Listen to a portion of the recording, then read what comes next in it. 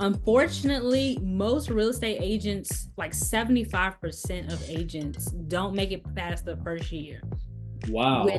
which is very like sad because I think unfortunately, like when you're on social media, it gives you a false idea of what it really is. You put in a lot of money, a lot of time, a lot of hard work to build a client base before you see those like dividends. Hello and welcome to another episode of So What Do You Actually Do? In today's episode, I got the chance to interview Brittany. Brittany works as a real estate agent in Richmond, Virginia. She got an associate degree in general education and a bachelor's in urban planning from VCU. Post graduation, she worked in commercial real estate and property management for about 9 years. Brittany describes real estate in a very eloquent manner, detailed, and very clear for everyone to understand. Please stay tuned until the end. Mhm. So can you tell us what you actually do on a typical day? You can choose a busy day, so you can give us a couple of examples. A typical day for a real estate agent, to be completely honest, especially when you're first starting like me, you're not closing deals every day. A lot of the work you do is to get to that point. So typically how I would start my day is first things first, I wake up super early. I got to take my dog out. I use that time to kind of clear my mind. And then I go into something called like scripts.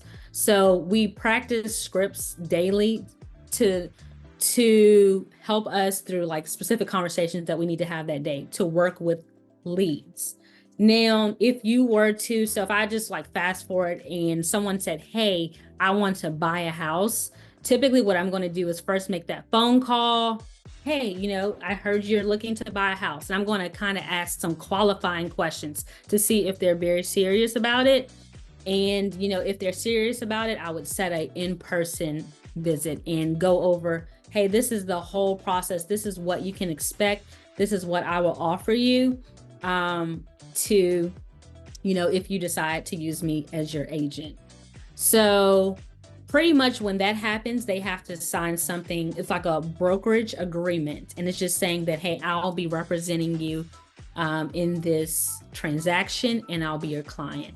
So typically what we do after that is we're going to set you up in something called the MLS. It's a multiple listing services. It has accurate data for what's available, what's coming soon, and it has market stats in it. So a lot of times we'll ask specifically, hey, what are you looking for? Set you up in that MLS and connect your email, and you'll just get houses.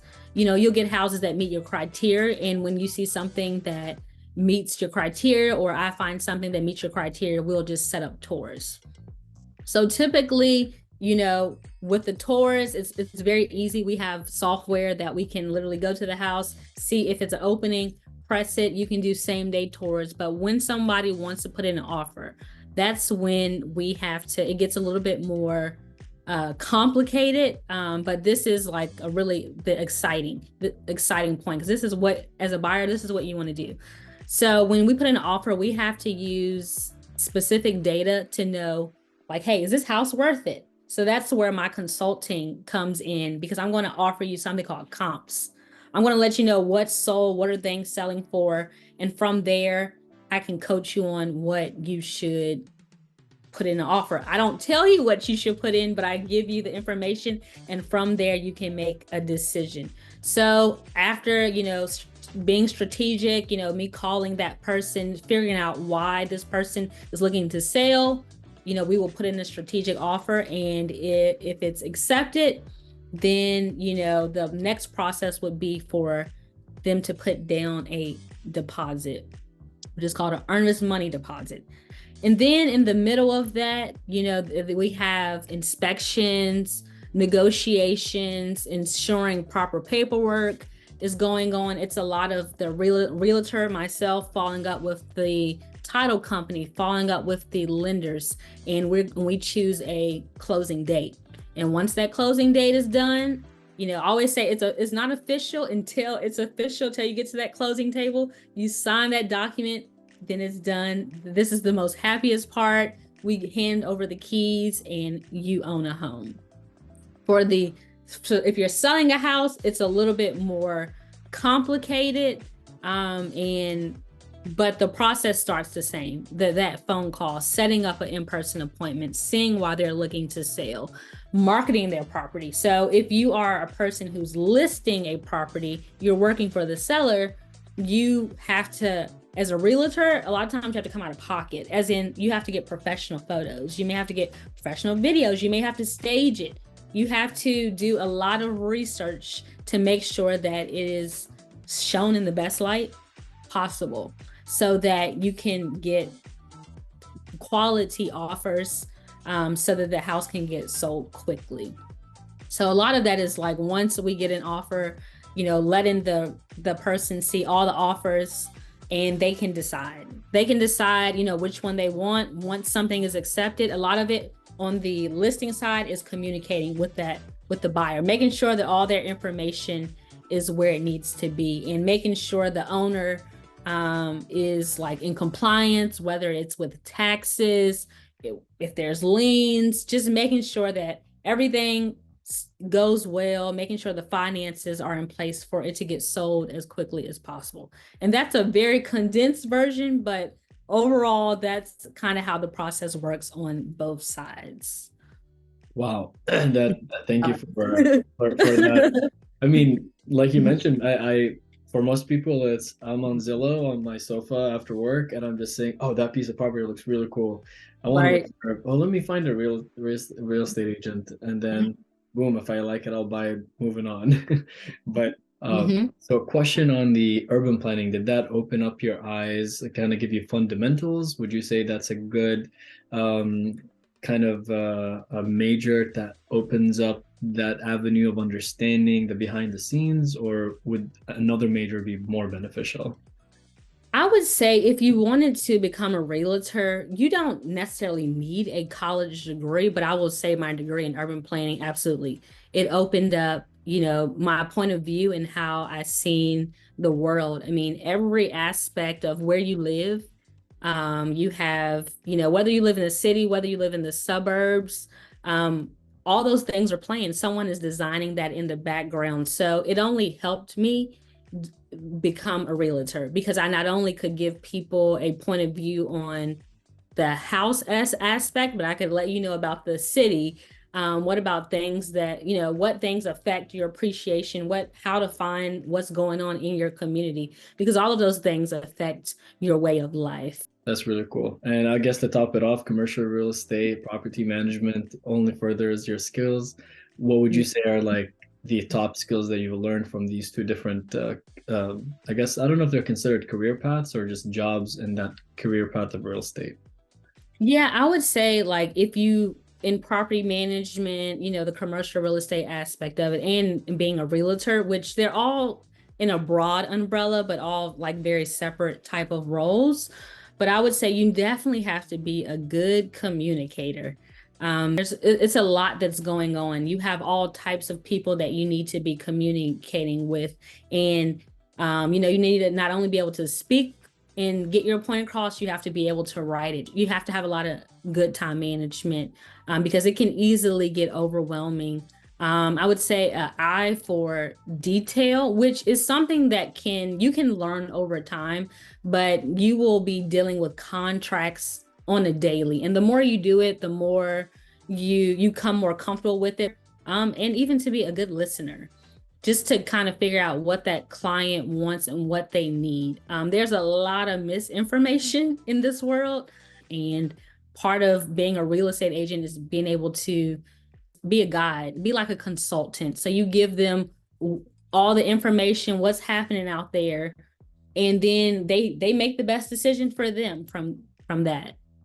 That's a very interesting. Everyone is like, I know the information is out there on the web, but you can't just go there, ask a question in the abyss, and assume that you can just find it on your own and apply it.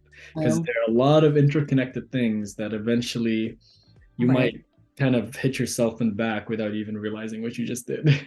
Mhm. What is a good number of clients for a real estate agent that would be kind of like something that allows them to live the rest of the year? Because, at Mhm. the end of the day, it is your livelihood. Your livelihood depends on how many houses you're able to secure or close.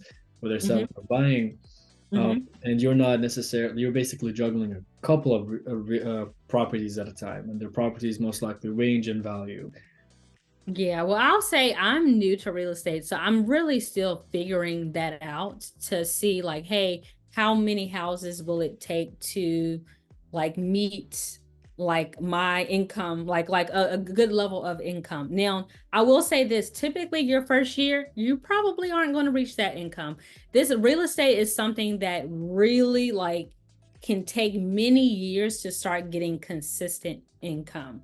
So, when you're first starting out, you could honestly get 3 to 4 houses in a year, which may sound like, hey, a lot. Houses are 300, 400,000, and you do get a good commission check that you negotiate, but you still have to pay your brokerage. You still have to pay taxes. You still have to pay for subscriptions. You still have to pay for marketing. So a lot of times when you're first starting, you're not going to be a millionaire. It's not like TV when you're first starting, but over time, you could do 10 plus closings, a year, and that would put you in the well over like a six-figure salary. Unfortunately, most real estate agents, like 75% of agents, don't make it past the first year, which Wow. which is very like sad because I think unfortunately like when you're on social media, it gives you a false idea of what it really is. You put in a lot of money, a lot of time, a lot of hard work to build a client base before you see those like dividends. And I would highly suggest have a mentor, have someone who's done it successfully, have a savings account, or even keep a little part-time job until you can really start to get your business going. Yep, yep. The mentor is definitely undervalued, overlooked piece of advice that most people need to really listen to. Um, Mhm. so, well, kind of leveraging into advice, and that is really the end of our episode here. What would you give as a piece of advice for someone who is either thinking of switching to real estate, or someone who is, kind of still young in their career, and they're thinking of either an education and college and majoring or whatever, categories of people that are, on the edge. They're not sure. Well, I mean, my word of advice is if you do want to go into real estate, just make sure you're doing it for the right reasons. And you need to make sure you're clear on your why. Because I think a lot of people think that it's more glamorous than it is. And it can be that with time. It's a lot of risk, but it's truly a high reward. And, everyone, for the most part, has a home, has an apartment, has something, so you really can like you can change a trajectory of someone's life when you're doing real estate. And it's a great thing. I absolutely just love it. I'm so blessed that I'm able to finally do this after so many years. And yeah, that would be my word of advice. Young Brittany would be so proud after that assessment. Look at you today. Thank you. Thank you. It's Yes. really um, we really appreciate you, Brittany, and your time that you've given us. You could have probably closed something in this very moment, but you chose to talk to us, so thank you. No problem at all. Thanks for having me. And for everyone, please like, subscribe, and share with people that are, again, on the edge of real estate. They're kind of having an itch. And like Brittany said, you can really change someone's life in very let's say, unpopular ways that most people think if you go into healthcare, that is the most impact you can make in someone's life, or whatever the generic majors or top career paths. But Mhm. you really ended this so nicely. You can change someone's life by allowing them to choose the right place that fits their needs, opening their eyes and helping them being consultant. So Mhm. again, thank you again, and hope you guys have a great evening.